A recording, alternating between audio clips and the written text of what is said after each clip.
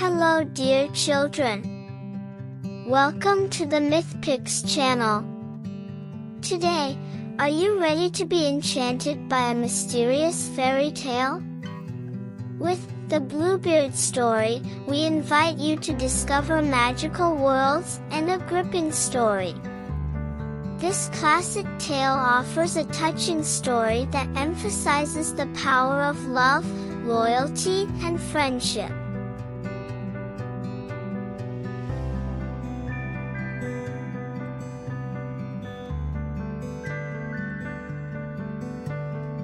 Once upon a time there was a man who owned splendid town and country houses, gold and silver plate, tapestries and coaches gilt all over.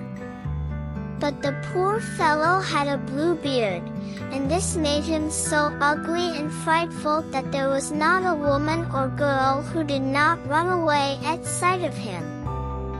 Amongst his neighbors was a lady of high degree who had two surpassingly beautiful daughters. He asked for the hand of one of these in marriage, leaving it to their mother to choose which should be bestowed upon him.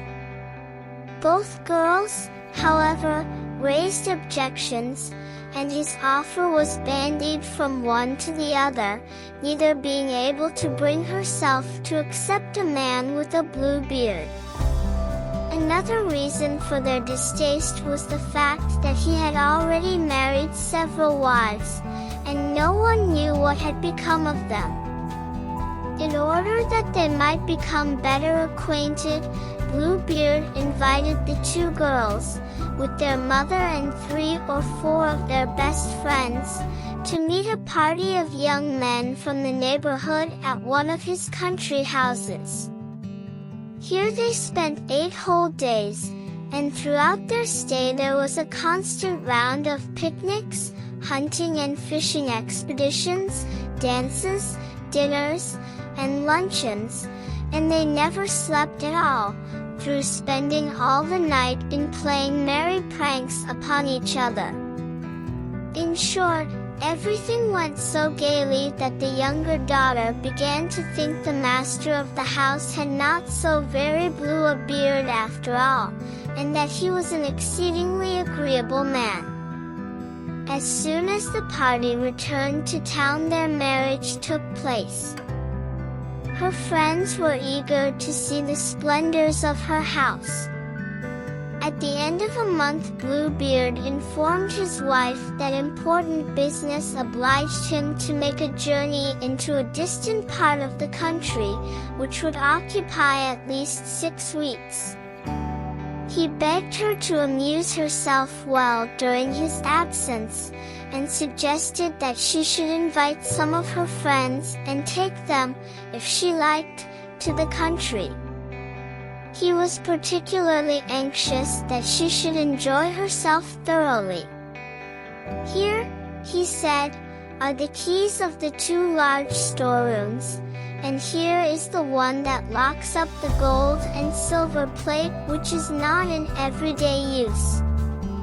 This key belongs to the strong boxes where my gold and silver is kept, this to the caskets containing my jewels, while here you have the master key which gives admittance to all the apartments.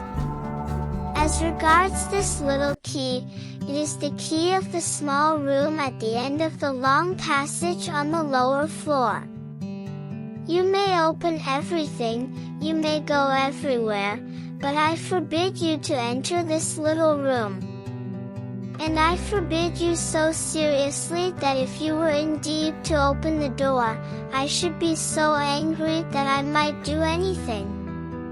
She promised to follow out these instructions exactly, and after embracing her, Bluebeard stepped into his coach and was off upon his journey. Her neighbors and friends did not wait to be invited before coming to call upon the young bride, so great was their eagerness to see the splendors of her house. They had not dared to venture while her husband was there, for his blue beard frightened them. But in less than no time there they were, running in and out of the rooms, the closets, and the wardrobes, each of which was finer than the last. Presently they went upstairs to the storerooms, and there they could not admire enough the profusion and magnificence of the tapes, tries, beds, sofas, cabinets, tables, and stands. There were mirrors in which they could view themselves from top to toe, some with frames of plate glass, others with frames of silver and gilt lacquer, that were the most superb and beautiful things that had ever been seen. They were loud and persistent in their envy of their friend's good fortune. She, on the other hand, derived little amusement from the sight of all these riches, the reason being that she was impatient to go and inspect the little room on the lower floor. So overcome with curiosity was she that, without reflecting upon the discourtesy of leaving her guests, she ran down a private staircase, so precipitately that twice or thrice she nearly broke her neck, and so reached the door of the little room. There she paused for a while, thinking of the prohibition which her husband had made, and reflecting that harm might come to her as a result of disobedience. But the temptation was so great that she could not conquer it. Taking the little key, with a trembling hand she opened the door of the room. At first she saw nothing, for the windows were closed, but after a few moments she perceived dimly that the floor was entirely covered with clotted blood, and that in this were reflected the dead bodies of several women that hung along the walls. These were all the wives of Bluebeard, whose throats he had cut, one after another. She thought to die of terror, and the key of the room, which she had just withdrawn from the lock, fell from her hand. When she had somewhat regained her senses, she picked up the key, closed the door, and went up to her chamber to compose herself a little. But this she could not do, for her nerves were too shaken. Noticing that the key of the little room was stained with blood, she wiped it 2 or 3 times. But the blood did not go. She washed it well, and even rubbed it with sand and grit. Always the blood remained. For the key was bewitched, and there was no means of cleaning it completely. When the blood was removed from one side, it reappeared on the other. Bluebeard returned from his journey that very evening. He had received some letters on the way, he said, from which he learned that the business upon which he had set forth had just been concluded to his satisfaction. His wife did everything she could to make it appear that she was delighted by his speedy return. On the morrow he demanded the keys. She gave them to him, but with so trembling a hand that he guessed at once what had happened. "How comes," he said to her, "that the key of the little room is not with the others?" "I must have left it upstairs upon my table," she said. "Do not fail to bring it to me presently," said Bluebeard.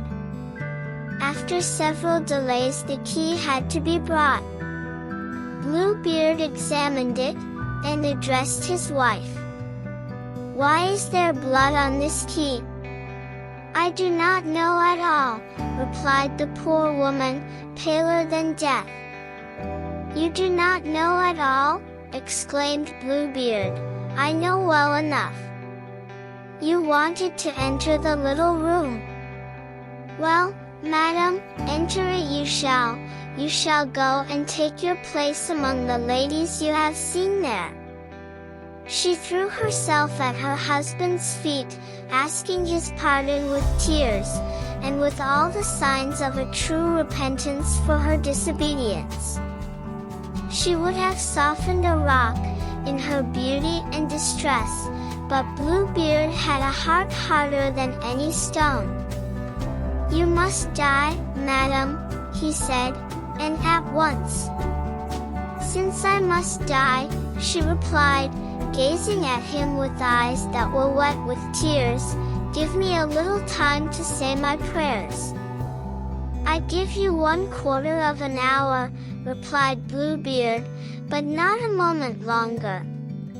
When the poor girl was alone, she called her sister to her and said, "Sister Anne, for that was her name, go up, I implore you, to the top of the tower, and see if my brothers are not approaching. They promised that they would come and visit me today. If you see them, make signs to them to hasten." Sister Anne went up to the top of the tower, and the poor unhappy girl cried out to her from time to time, "And, Sister Anne, do you see nothing coming?" And Sister Anne replied, "I see not, but dust in the sun and the green grass growing. Heaven be praised, they are my brothers." Presently Bluebeard, grasping a great cutlass, cried out at the top of his voice, "Come down quickly, or I shall come upstairs myself." "Oh please, one moment more," called out his wife. And at the same moment she cried in a whisper, "And, Sister Anne, do you see nothing coming?" "I see naught but dust in the sun and the green grass growing." "Come down at once, I say," shouted Bluebeard, "or I will come upstairs myself." "I am coming," replied his wife. Then she called, "And, Sister Anne, do you see nothing coming?" "I see," replied Sister Anne, "a great cloud of dust which comes this way." "Is it my brothers?" "Alas, sister, no, it is but a flock of sheep." "Do you refuse to come down?" roared Bluebeard. "One little moment more," exclaimed his wife. Once more she cried, "And, Sister Anne, do you see nothing coming?" "I see," replied her sister, "2 horsemen who come this way, but they are as yet a long way off." "Heaven be praised," she exclaimed a moment later, "they are my brothers. I am signaling to them all I can to hasten." Bluebeard let forth so mighty a shout that the whole house shook. The poor wife went down and cast herself at his feet, all disheveled and in tears. "That avails you nothing," said Bluebeard, "you must die." They plunged their swords through his body. Seizing her by the hair with one hand, and with the other brandishing the cutlass aloft, he made as if to cut off her head. The poor woman, turning towards him and fixing a dying gaze upon him, begged for a brief moment in which to collect her thoughts. "No! No!" he cried, "commend your soul to heaven!" And raising his arm. At this very moment there came so loud a knocking at the gate that Bluebeard stopped short. The gate was opened, and 2 horsemen dashed in, who drew their swords and rode straight at Bluebeard. The latter recognized them as the brothers of his wife, one of them a dragoon, and the other a musketeer, and fled instantly in an effort to escape. But the 2 brothers were so close upon him that they caught him ere he could gain the first flight of steps. They plunged their swords through his body and left him dead.